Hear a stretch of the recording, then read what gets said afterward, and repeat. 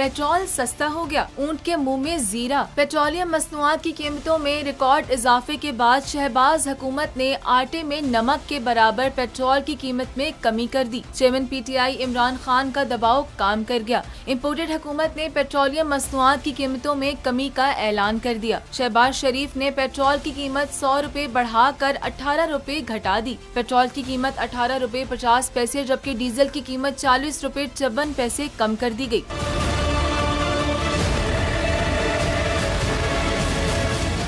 वजीर आजम ने कहा, पेट्रोलियम मसनूआत की नई कीमतों का इतलाक आज रात 12 बजे से होगा। वजीर आजम ने कौम से खिताब में कहा, कीमतों में कमी का सेहरा वजीर खजाना मिफ्ता इस्माइल को जाता है। आइंदा भी आलमी मंडी में तेल की कीमतें कम होंगी तो पेट्रोलियम मसनूआत की कीमतें कम करते रहेंगे। हमने दिल पर पत्थर रखकर तेल की कीमतों में इजाफा किया था। इधर आलमी मंडी में खाम तेल की कीमतों में कमी का सिलसिला जारी है और आज भी तेल की कीमत में $4 फी बैरल तक कमी हुई है। सब्सक्राइब करें और बेल दबाएं ताकि कोई खबर रह न जाए।